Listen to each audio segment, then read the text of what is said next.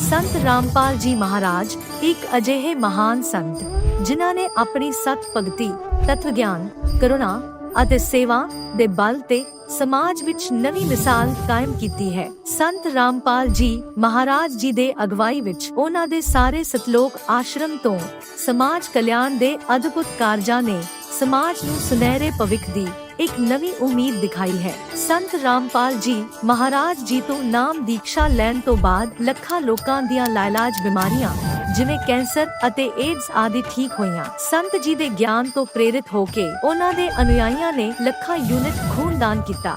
ਸੰਤ ਜੀ ਨੇ ਲੱਖਾਂ ਭੈਣ ਬੇਟੀਆਂ ਦੇ ਦਹੇਜ ਮੁਕਤ ਵਿਆਹ ਕਰਵਾਏ। ਸੰਤ ਜੀ ਨੇ ਲੱਖਾਂ ਲੋਕਾਂ ਦਾ ਨਸ਼ਾ ਛੁਡਾਇਆ, ਕਰੋੜਾਂ ਉਜੜੇ ਪਰਿਵਾਰ ਵਸੇ। ਸੰਤ ਜੀ ਦੇ ਆਸ਼ਰਮਾਂ ਵਿੱਚ ਸਮਾਗਮਾਂ ਦੇ ਦੌਰਾਨ ਨਿਸ਼ੁਲਕ ਅੱਖਾਂ ਦਾ ਇਲਾਜ ਅਤੇ ਦੰਦਾਂ ਦਾ ਇਲਾਜ ਕੀਤੇ ਜਾਂਦੇ ਹਨ। ਸੰਤ ਰਾਮਪਾਲ ਜੀ ਮਹਾਰਾਜ ਵੱਲੋਂ ਸਮੇਂ-ਸਮੇਂ ਤੇ ਵਾਤਾਵਰਣ ਸੰਭਾਲ ਮੁਹਿੰਮ ਦੇ ਤਹਿਤ ਵੱਡੇ ਪੱਧਰ ਤੇ ਰੁੱਖ ਲਗਾਏ ਜਾਂਦੇ ਹਨ। ਸੰਤ ਜੀ ਨੇ ਲੋੜਵੰਦਾਂ ਨੂੰ ਤੁਰੰਤ ਸਹਾਇਤਾ ਪਹੁੰਚਾਉਣ ਲਈ ਮੁਫਤ ਐਂਬੂਲੈਂਸ ਸੇਵਾ ਸ਼ੁਰੂ ਕੀਤੀ। ਸੰਤ ਜੀ ਆਪਣੇ ਅਨੁਯਾਈਆਂ ਨੂੰ ਦੇ ਦਾਨ ਲਈ ਪ੍ਰੇਰਿਤ ਕਰਦੇ ਹਨ, ਜਿਸ ਨਾਲ ਮਾਨਵਤਾ ਦੀ ਸੇਵਾ ਅਤੇ ਸਿਹਤ ਸੇਵਾਵਾਂ ਦੇ ਖੇਤਰ ਵਿੱਚ ਸੁਧਾਰ ਹੋ ਸਕੇ। ਸੰਤ ਰਾਮਪਾਲ ਜੀ ਮਹਾਰਾਜ ਜੀ ਦੇ ਸਾਰੇ ਆਸ਼ਰਮਾਂ ਵਿੱਚ ਹਰ ਰੋਜ਼ ਮੁਫਤ ਭੰਡਾਰਾ ਆਯੋਜਿਤ ਕੀਤਾ ਜਾਂਦਾ ਹੈ, ਜਿੱਥੇ ਹਰ ਧਰਮ, ਹਰ ਵਰਗ ਅਤੇ ਹਰ ਜਾਤ ਦੇ ਲੋਕ ਇਕੱਠੇ ਬੈਠ ਕੇ ਭੋਜਨ ਕਰਦੇ ਹਨ।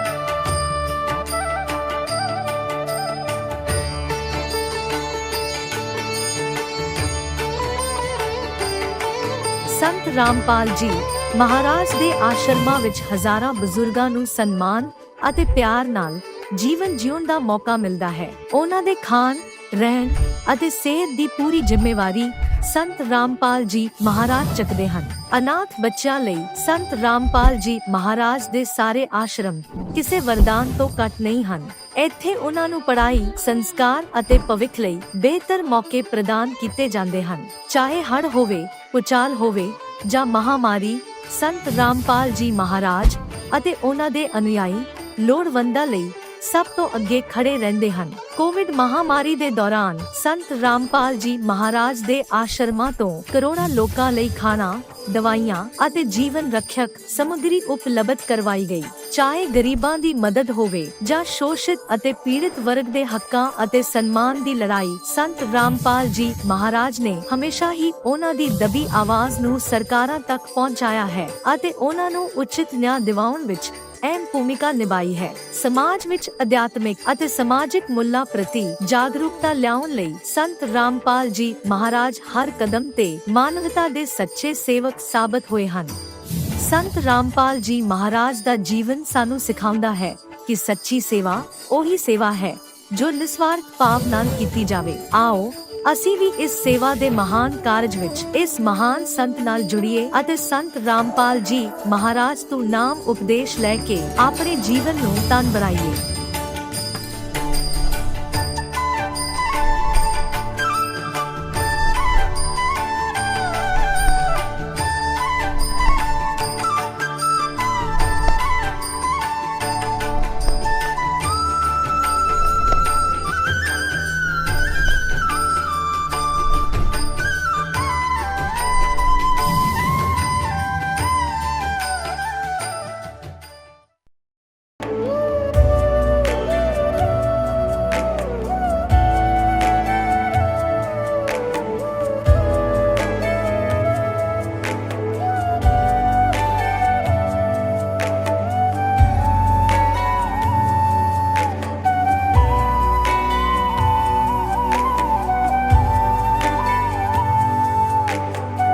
पूर्ण परमात्मा पाप कर्म दंड को भी काट सकता है।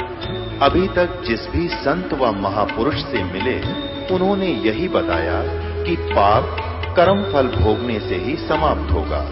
वो प्रभु कौन है जो पाप कर्म को काट देता है, वो काल के बंधन से छुड़वा देता है। उसका क्या नाम है, पूजा की विधि क्या है?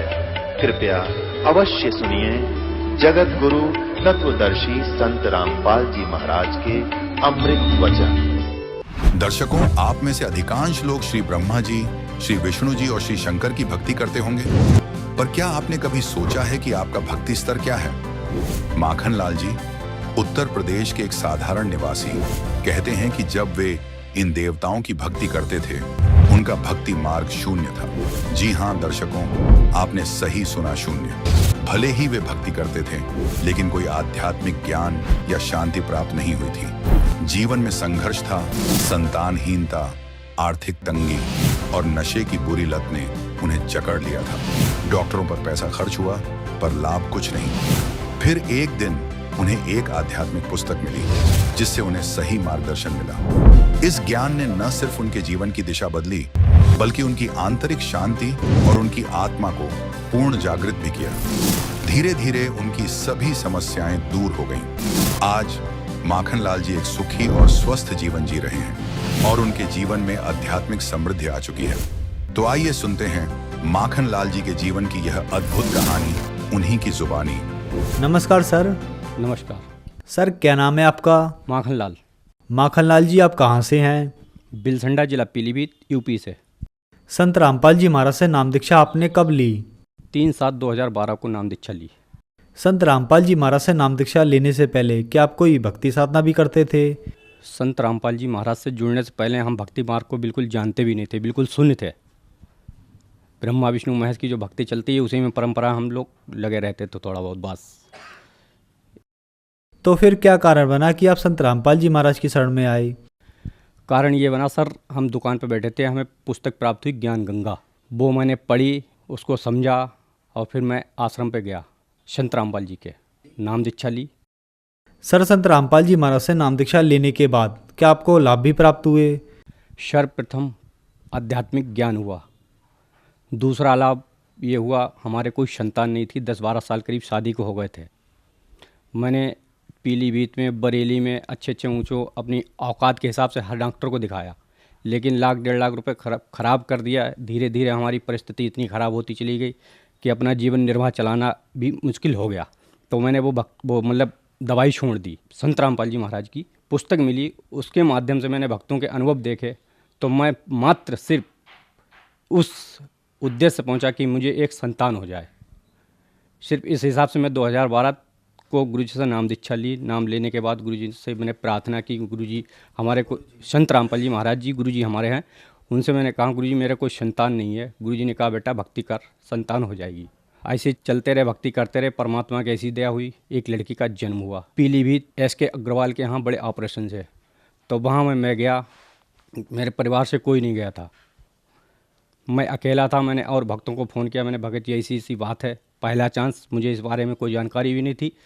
तो वहाँ लेके गए जब SK अग्रवाल के यहाँ पीलीभीत, तो बड़े ऑपरेशन से लड़की का जन्म हुआ।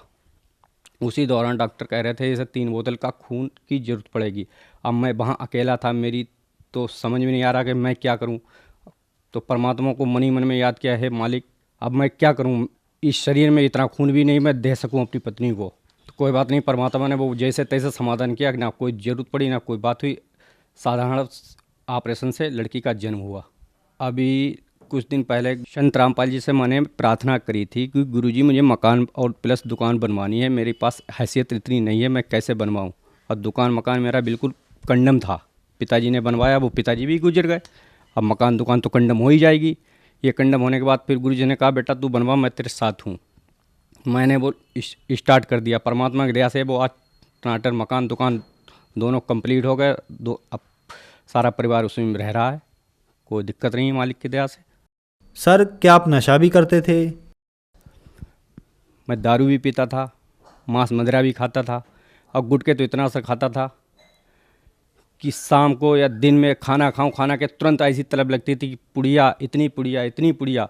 रात को सोते समय मुंह में डाल के 1-2 सो जाते थे और सुबह थूकते थे। आधी पद्दी तो कभी कभी तो पेट में भी चली जाती होगी, इतना मतलब गुटखा तो बहुत ज़्यादा ही मैं खाता था। इधर उधर के तीर पड़ोस के दुकानदार भी कहते थे कि भाई तू बहुत पुड़िया खा रहा है, क्यों, यानी बेचने वाला है, उसको मैं पैसा दे रहा हूँ, फिर भी वो मुझसे तंग हो जाता था कि इतनी पुड़िया क्यों खाते हो। मैं क्या करूँ, तुझे मैं पैसा दे रहा हूँ, मैं पुड़िया खा रहा हूँ, तुझे क्या दिक्कत भाई। लेकिन मुझे इतने से अंदर से परेशानी होती थी, मतलब उसकी तड़प लगती थी नशे की।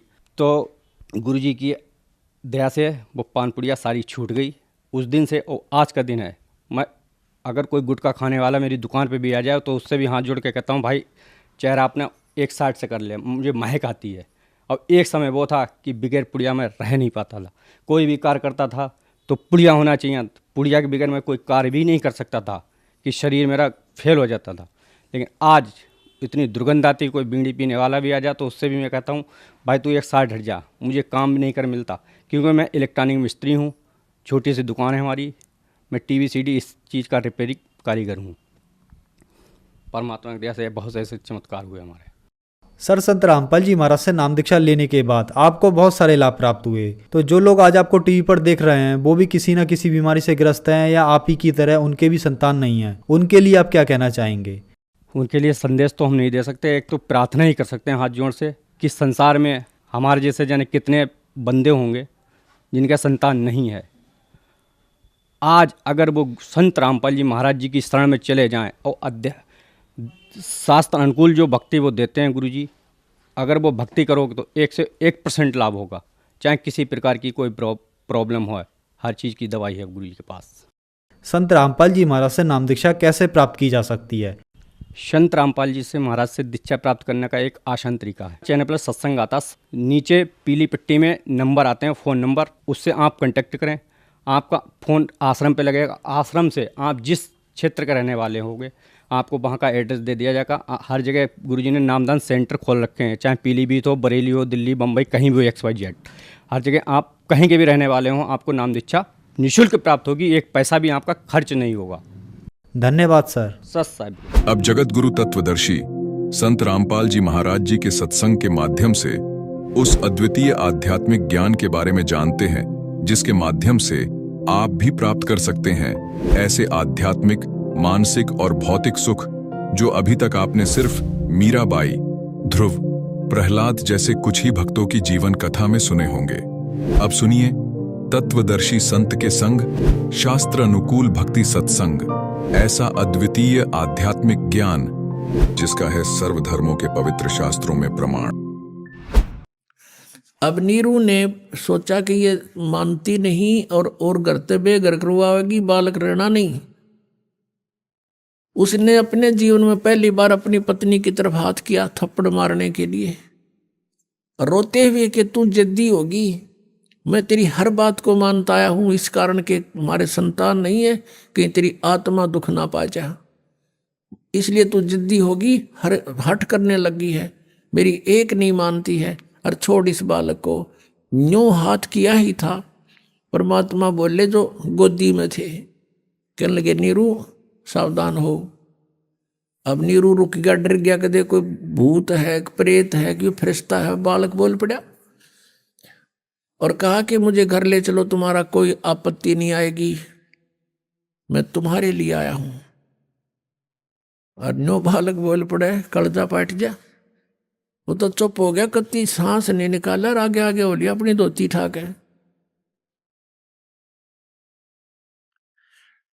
और घर पे आ गए। घर पे आते ही पता चला सबने कि इतना सुंदर बालक है, भगवान कदे देखा ना सुना।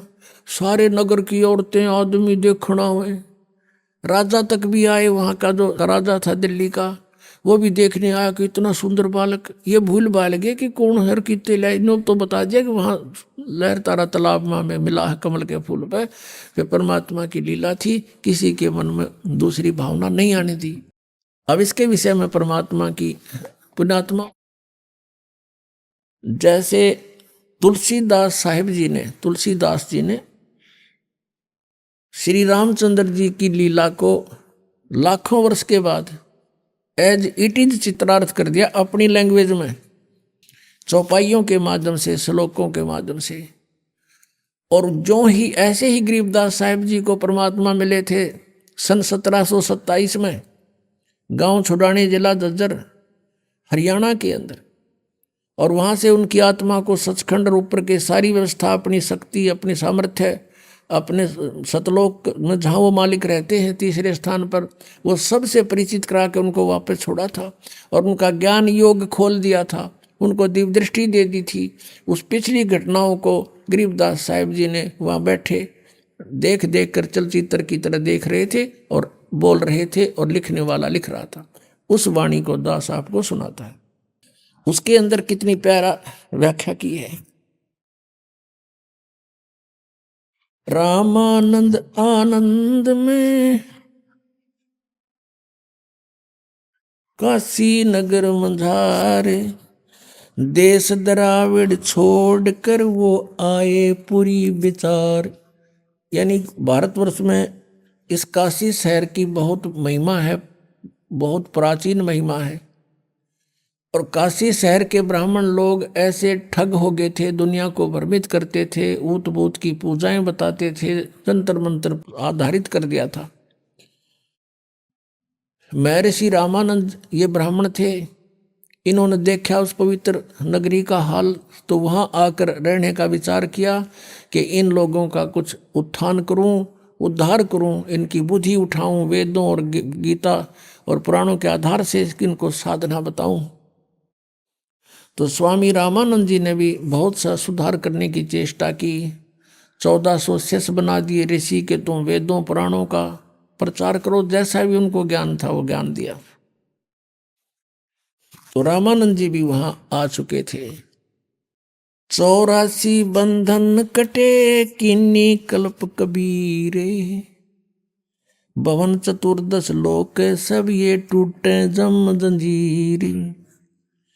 अंत कोट ब्रह्मंड में बंदी छोड़ कहाए, सो तो एक कबीर हैं जननी जने नवाए।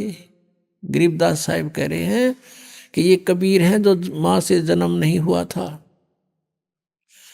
अनंत कोट ब्रह्मंड में बंदी छोड़ कहाए। अनंत कोट ब्रह्मंड में केवल बंदी छोड़, बंधनों का शत्रु यानी पाप कर्मों के काटने वाला कबीर जी है। और सो तो एक कबीर है जो जननी जने नमाए।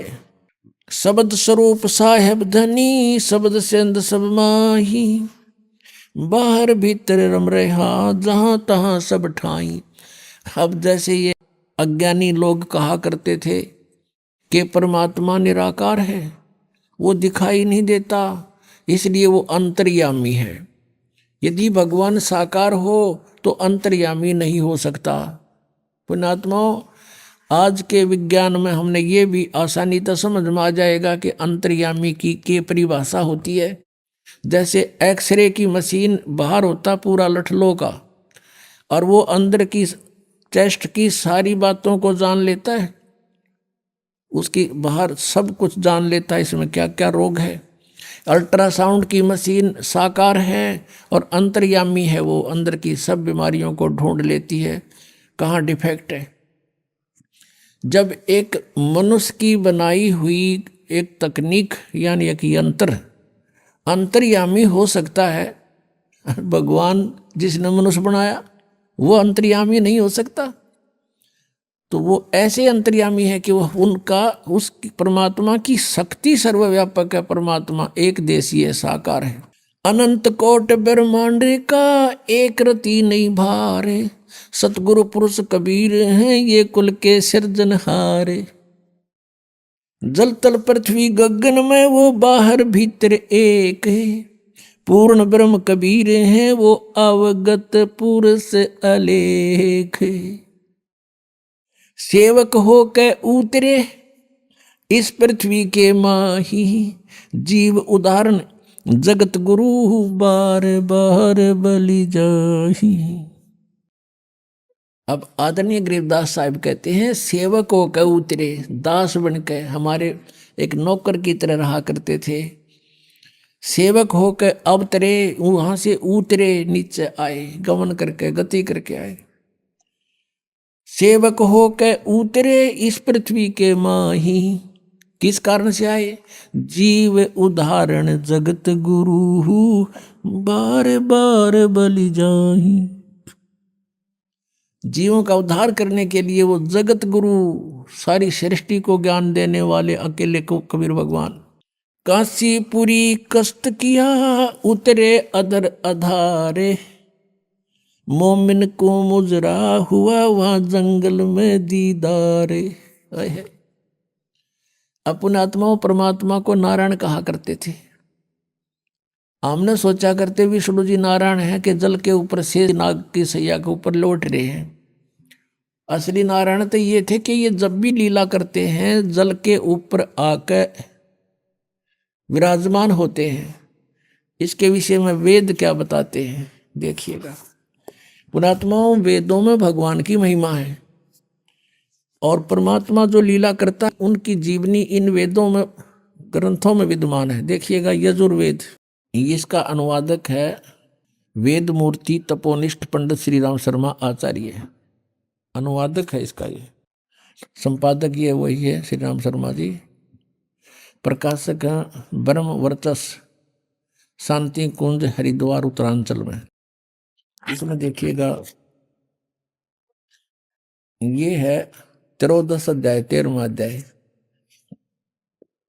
इसके दूसरे मंत्र में इसमें अर्थ किया इसने कि जल के पृष्ठ यानी जल पर उत्पन्न अथवा जल को धारण करने वाले हैं। ये अणजानते थे, अड़ंगाक्षरावत कर दिया करते थे, फिर भी सच्चाई नहीं छुपी। ये है कि आप जल के पृष्ठ यानी जल के ऊपर उत्पन्न होते हैं, इसका अर्थ जल पर उत्पन्न होते हैं।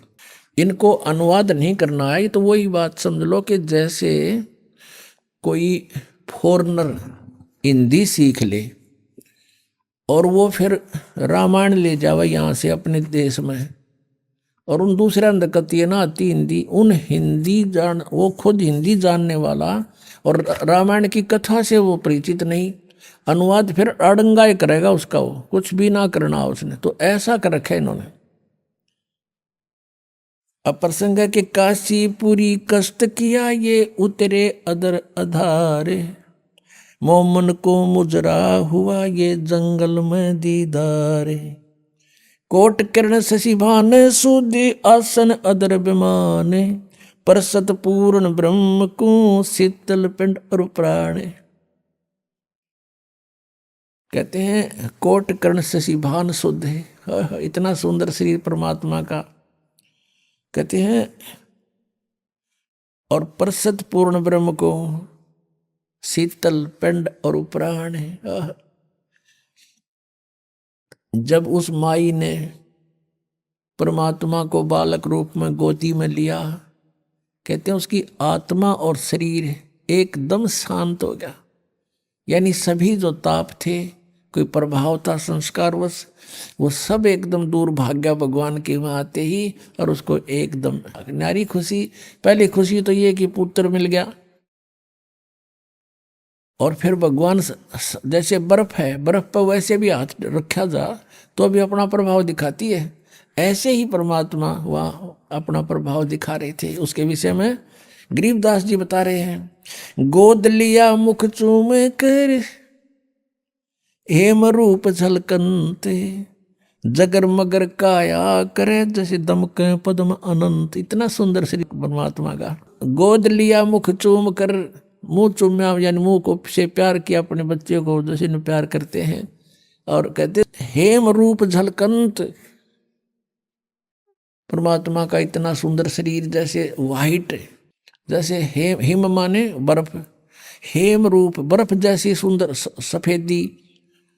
जैसे कहते हैं ना कोई कपड़ा लेने जाते हैं बाजार में तो उसको कहते हैं भाई स्नो वाइट देना, यानी बर्फ जैसी सफेदी का। तो कहते हैं हेम रूप झलकंत और जगर मगर काया करे जानू दमके पदम अनंत। इतनी सुंदर शरीर मालिक का।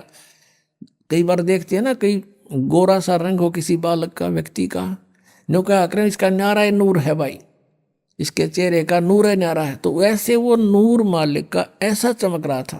काशी उमटी गुल भया मोमिन का घर घेरे, कोई कहे ब्रह्मा विष्णु है, कोई कहे इंद्र कुबेरे, कोई तन्यो कहे देवता मत आ रहा है कोई।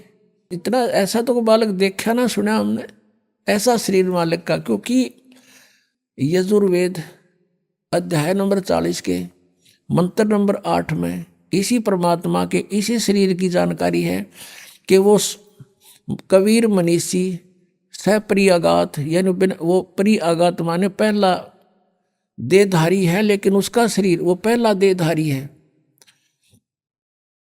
और उसका शरीर शुक्रम अकायम ऐसनाविरम स्वयंभू परिभू। उस परमात्मा का शरीर हमारे जैसे नाड़ी माता पिता के संयोग से शुक्र से बना हुआ नहीं है।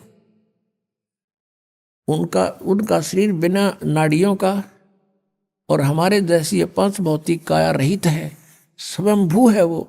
तो वो तेज पुंज का शरीर है मालिक का, उसके विषय में यहां बता रहे हैं। काशी उमटी गुल भया, उमड़ उमड़ का सारी काशी के लोग, काशी के, और मोमिन का घर घेरे, मुसलमान का घर घेर लिया।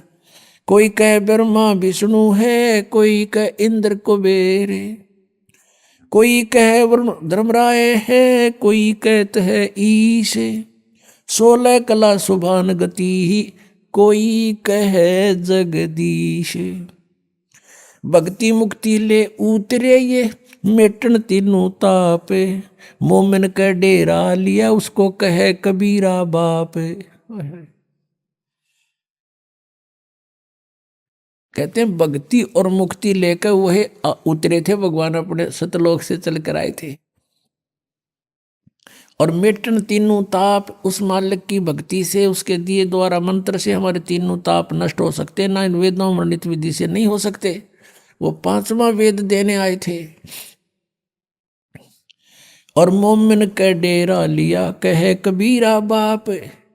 एक मुसलमान के घर जन्म डेरा ला लिया, वहां आकर विराजमान हो गए, रण लागे, और फिर उसको बाप कहे, उस नीरू को पिताजी, बाबू, बापू, जो भी भाषा थी।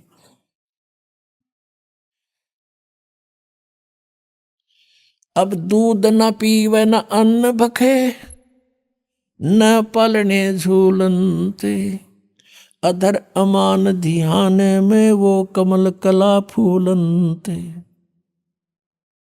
अब देखो परमात्मा की लीला, पुण्यात्मा 600 वर्ष पहले लीला की थी भगवान कबीर परमेश्वर ने, और सन 1727 में परमात्मा पहले वहां काशी में लीला करके चले गए थे सन 1518 में, और सन 1727 में फिर वहां आए, यानी लगभग 200 वर्ष के बाद सतलोक से चलकर वहां गरीबदास जी को मिले, खेतों में, गांव छुड़ानी जिला झज्जर के जंगल में। और उस समय गरीबदास जी ने ये वाणी बोली, मालिक का पूरा ज्ञान समझ गया, उनके आशीर्वाद से दिव्य दृष्टि खुल गई। उस समय क्या कहा कि दूध न पीवे न अन्न भखे। उस समय भी यही लीला की थी, परमात्मा आए थे तो कुंवारी गाय का दूध पिया था जब गरीबदास जी को मिले थे। ऐसी ही लीला करता है वो भगवान, जब यहाँ आता अतिथि रूप में रुकता है, आता है, ये लीला करता है। यही वेद बताते हैं, ऋग्वेद मंडल नंबर 9 सूक्त नंबर 1 मंत्र 9 में यही प्रमाण किया है। आगे बताते हैं, दूध न पीवे न अन्न भखे, न पलने झूलनते, अधर अमान ध्यान में वो कमल कला फूलनते। गरीब कोई कहे छल ईश्वर नहीं, कोई किन्नर कहलाए, कोई कहे गण ईश का जो जो मात रिसाए। अब जितने भी नाम धरे उस बालक के, कोई नो कहे तो भूत से, कोई कहे प्रेत से, कोई कहे ब्रह्मा से, कोई विष्णु है, तो माई दुख पावे। अरुण ते बच्चे न लकोवे, तुम नजर लाओगे मेरे बालक के, और क्यों नाम धरो हो न्यारे न्यारे। खलक मुल्क देखण गया वहां राजा प्रजारीत, जम्बू दीप जिहाने में वो उतरे शब्द अतीत। ये जम्बू द्वीप है भारतवर्ष, कहते यहाँ पर परमात्मा अवतरित हुए। सकल कुरान फिर क्या हुआ, दुनी कहे यू देव है, देव कहते हैं ईश, ईश कहे ये पार ब्रह्म है, पूर्ण विश्व 20।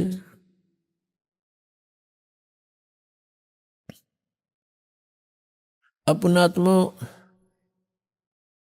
अब क्या होता है, जब परमात्मा 25 दिन के हो गए, ना कुछ खा रहे हैं ना पी रहे हैं, अब एक समस्या और खड़ी होगी नीमा के सामने, नीरू के सामने। नीमा कहती है कि मैं, ये बालक मरेगा, ये भगवान, साथ में मैं मरूंगी। ये बच्चा अब मरेगा, क्यों खाता पीता नहीं, 2 दिन ना खाओ, माता पिता ने भी अन्न खाना मुश्किल हो जाता है। बहुत बुरी तरह रो रही है और भगवान शंकर को याद कर रही है, क्योंकि वो शंकर के पुजारी थे, भले मुसलमान बन गए थे। और कह रही है, हे भगवान शिव जी, या तो इसको देना ही नहीं था और देकर फिर छीन रहे हो। आपकी लीला अजब है, नहीं दिया था तो सब्र था, रो रहे थे, रो पीट कर टाइम पास कर रही थी। अब ये बच्चा मरेगा, साथ मरूंगी, अगला दिन नहीं पकड़ूंगी मैं, अन्न पानी त्याग दूंगी। हृदय से ये सोचा जो परमात्मा ने देखा बुढ़िया मरेगी, अंतर्यामी कबीर साहब वहीं विराजमान। शिव जी के प्रेरणा करी कि कौन रो रहा तुझे याद करके। शिव भगवान आए वहां से साधु रूप बना के खड़े हो गए सामने। माई क्यों रो रही है? नीमा ने बताया, भगवान हे महात्मा जी, घनी दुखी हूँ, मैं बहुत दुखी हूँ, मत सुनो मेरे दुख, न मना रो लेने दो। फिर उसने बताया कि माई बता दे, अपना दुख बताने से हल्का हो जाता है, और मेरे सत्र का कोई तेरे लिए राहत होगी तो अवश्य दूंगा। तब माई ने सारी कहानी बता दी कि पहले हमारे संतान नहीं थी, और एक दिन भगवान शिव ने ये लाल हमें दिया, ऐसे कमल के फूल पर मिला। अब 25 दिन का हो गया, कुछ नहीं खाता पीता, अब ये भी मरेगा और मैं भी मरूंगी महात्मा जी। आज उसी दिन 2 शव हमारे घर से जाएंगे। तब भगवान शंकर ने जो साधु रूप में खड़े थे कहा कि ला दिखाना तेरा बच्चा कहाँ है। बच्चे को लाई उठा के और देखा, इतना सुंदर शरीर, जैसे किलो दूध पीवे बालक डेली, इतना स्वस्थ शरीर। वो तो अमर परमात्मा थे। माई ने सोचा, श्रद्धा से बच्चे को जीवन दान दिलाने के लिए महात्मा के चरणों में डालना चाहा, ऐसे पटकना चाहा। परमात्मा आकाश में उड़ गए, आकाश में ऊपर को उठ गए और शिव जी के सिर के लेवल में आकर स्थिर हो गए हवा में। तब भगवान शिव ने, साधु ने ऐसे हाथ किया, उसकी गोदी में आ गए। तब परमात्मा ने, नवजात शिशु ने, 25 दिन के बालक ने कहा कि महाराज इसको कह दो, शिव जी कह दे इसको, एक कुंवारी गाय ले आएंगे, उस अपना हाथ आशीर्वाद से ला देना, वो दूध देवेगी। एक कोरा बर्तन मंगा लो, कुम्हार के तो ताजा। ऐसा ही किया गया। नीरू से कहा कि नीरू जा तो, भगवान शिव ने कहा साधु रूप में, एक कुंवारी गाय ला और एक कोरा बर्तन ला, तेरा बेटा दूध पिएगा। ऐसा ही किया। भगवान शंकर ने थपकी मार दी, आशीर्वाद भरा हाथ गऊ बछिया, कुंवारी बछिया के कमर पे मारा, लंबे लंबे सतन हो गए और अपने आप दूध नीचे पात्र रखते ही दूध बहने लग गया, धार बंद चली और वो पात्र भरते ही बंद हो गया। मालिक ने पिया। तो पुण्यात्मा, अब ये लीला केवल कबीर साहब ने की है और वेद बताते हैं। अब आपको वेदों प्रमाण देंगे। हमने भगवान को पहचानना, फिर भक्ति तो जमा आसान है, कुछ भी इतना करना। एक बार आपका दृढ़ विश्वास हो गया कि कबीर इज गॉड, हम गॉड को गॉड ही मानना मुश्किल हो रहा है हमने, तो फिर भक्ति ज्यादा कठिन नहीं है। ये देखिएगा ऋग्वेद, ये किसने कहाँ से छपा है, कौन है इसका प्रकाशक? प्रकाशक सर्वदेशीय कार्य प्रतिनिधि सभा, महर्षि दान भवन, रामलीला मैदान, नई दिल्ली से।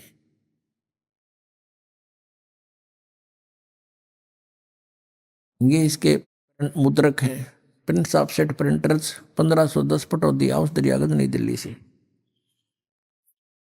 ये 9-10 मंडल इकट्ठा ही अनुवाद करके जल्द किया हुआ है। ऋग्वेद मंडल 9 और सूक्त 1 का प्रथम मंत्र में देखो,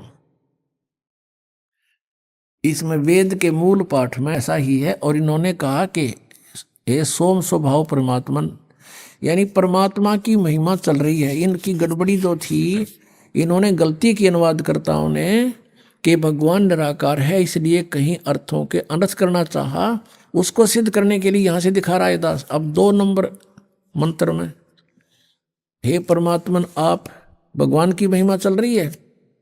और फिर तीसरे मंत्र में हे परमात्मन आप, फिर चौथे मंत्र में हे परमात्मन आप, और फिर 5वें मंत्र में हे परमात्मन तुमको, और फिर 6ठे मंत्र में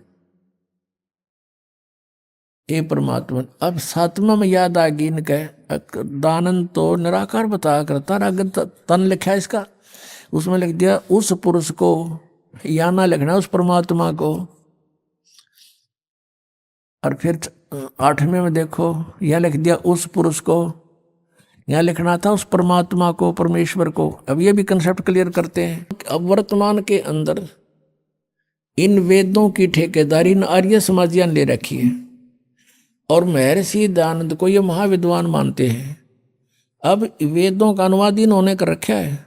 अगर दास करे तो ये न्यू कहते हैं कि रामपाल ने संस्कृत ना आती, ये सारी झूठ बोलता है, ये तो महर्षि तो विद्वान था, ये आचार्य विद्वान है, वो संस्कृत जानते थे, उनका अनुवाद सही है। अब दास पर कृपा करी परमात्मा ने कि इनकी बुद्धि फेर दी जब अनुवाद करें थे, फिर भी ये सच को छुपा नहीं सके कहीं ना कहीं, क्योंकि चोर चुरावे तुम बड़ी गाड्डे पानी में, वो गाड्डे हुआ ऊपर आवे न सच्चाई छनी ना। अब दयानंद के शब्दों में दिखाते पुरुष माने क्या होता है। देखिए ये एक पुस्तक है महर्षि दयानंद सरस्वती कृत ऋग्वेद आदि भाष्य भूमिका, इसका नाम है इतना, ऋग्वेद नहीं है यो, ऋग्वेद आदि भाष्य भूमिका इस पुस्तक का नाम है। और ये यहाँ से प्रकाशित है, सर्वदेशीय कार्य प्रतिनिधि सभा, महर्षि दयानंद भवन 3/5 आसफ अली रोड नई दिल्ली। अब इसके 125 पृष्ठ पर आपको दिखाते हैं। ये है 125 पृष्ठ, यह सृष्टि विद्या विषय संक्षेप। अच्छा इसमें यहां ये कोई अनुवाद करना चाहा इसने, भाषार्थ कर रहे हैं कि पुरुष माने यत पुरुष, ये संस्कृत है। पुरुष उसको कहते हैं कि जो सर्वशक्तिमान ईश्वर कहता है। अंडरस्टूड हो गया? पुरुष माने परमेश्वर, सर्वशक्तिमान प्रभु, पुरुष उसको कहते हैं इसके ही शब्दों में।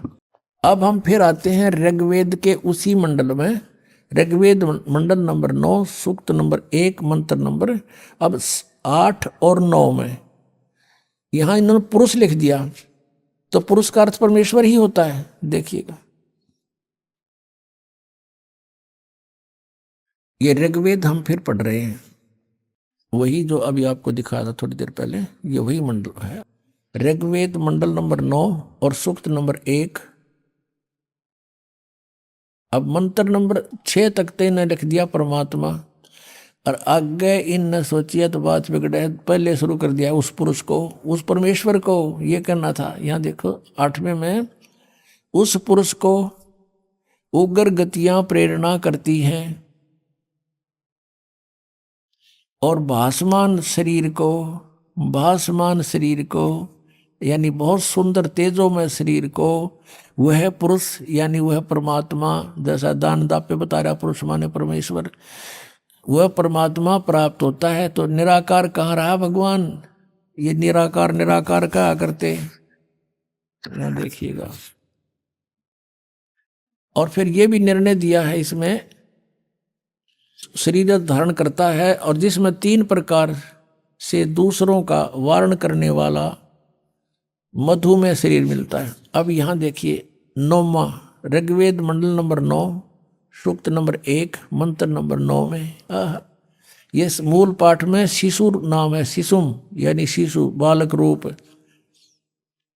अभी अदन्या, अभी इमम अदन्या, यहाँ से पढ़ते हैं उस सोम स्वभाव वाले श्रद्धालु पुरुष को, सोम माने पुरुष माने परमात्मा को, उस अमर पुरुष को जो शिशु रूप धारण करके प्रकट होता है, अभी अदन्या, अदन्या माने बिना दनाई, यानी कभी ब्याई ना हो, यानी उसने टच भी ना करी हो सांड ने बैल ने, तो यहाँ कहते हैं अभी अधन्या, यानी पूर्ण रूप से बिना धनाई। अभी माने सब प्रकार से पूर्ण रूपेण, अधन्या माने यानी कंवारी। अभी अधन्या का अर्थ समझो कंवारी।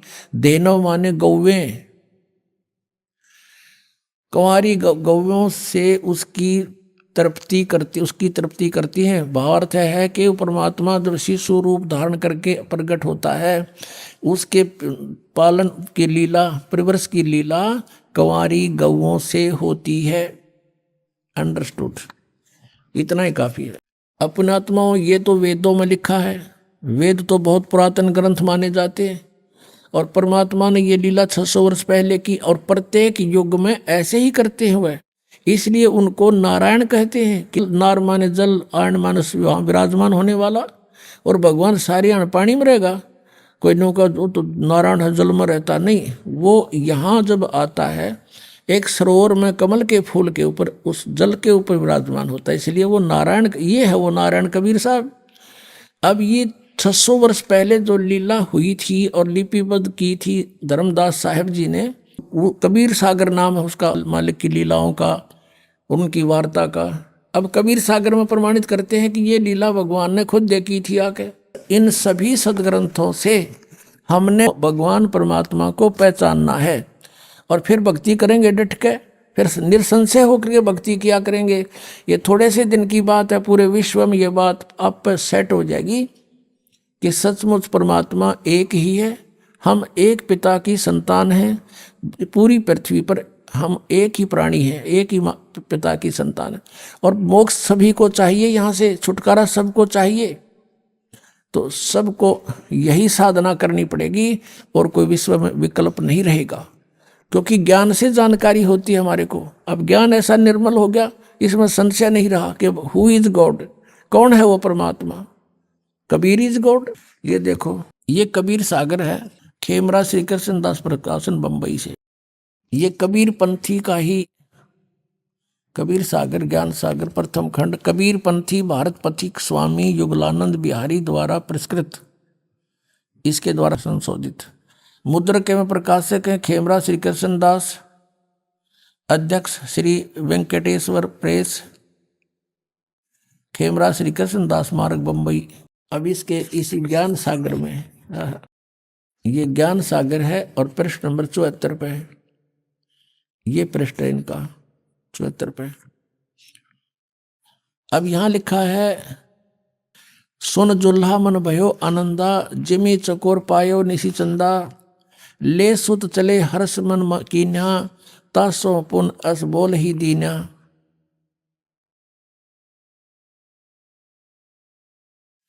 सुत काशी को ले चले लोग देखण ते आव, वही गरीबदास जी ने लिखा है, और वही कबीर सागर में लिखा है। अन्न पानी बखे नहीं, जुल्हा शोक मनावे, तब जुल्हा मन कीन तिवाना, रामानंद सो कही उत्पाना, मैं सुत पायो बड़ गुणवंता, कारण कौन बखे नहीं संता, रामानंद ध्यान तब धारा, जुल्हा सो तब वचन उचारा। पूर्व जन्म में ते ब्राह्मण जाति, और हरि सेवा किन्नी सी बलभाती, कुछ तुम सेवा हर की चूका, ताते भयो जुल्हा का रूपा, प्रीति प्रभु गही तोर लीनी, ताते उद्धान में सुत तो दीना। निरूप को कहा कि तू पिछले जन्म में ब्राह्मण था। रामानंद जी के पास गए कि मेरा लड़का भोजन नहीं खा रहा है, ना कोई दूध पी रहा है, कोई समाधान बताओ स्वामी जी। स्वामी जी ने फिर कारण बताया कि तू पिछले जन्म में ब्राह्मण था, तेने कोई गलती की थी जिस कारण से तू दानक बना, जुल्हा बन गया। उसने कहा मालिक वो तो हुई सो हुई, हे प्रभु 10 की नो तस पायो, मैंने जो किरा सो भर लिया, आरत हो तू दर्शन आयो, सो कहिए उपाय गुसाई, बालक अक्सुधावंत कुछ खाई। ऐसा विधि बताओ मेरा बच्चा कुछ खा ले। रामानंद युक्ति विचारा, तुम सुत कोई ज्ञानी अवतारा, बचिया जाही बैल नहीं लागा, सोले ठाड करो ते आगा। रामानंद जी बता रहे हैं कि तेरा पुत्र कोई आम व्यक्ति नहीं है, ये पिछले जन्म का कोई अच्छा विद्वान पुरुष है, इसलिए इसने पिछली अपनी जानकारी है। और बछिया जाही बैल नहीं लागा, यानी कंवारी गाय जिसने बैल ने कभी टच भी नहीं किया है, और सो ले ठाड करते ही आगा, उसके सामने ले आओ। दूध चले ते थनते दूध धरो छिपाई, अक्षुद्धावंत जब होवे ताके दे खवाई। अभी आपने सुने संत रामपाल जी महाराज के मंगल प्रवचन।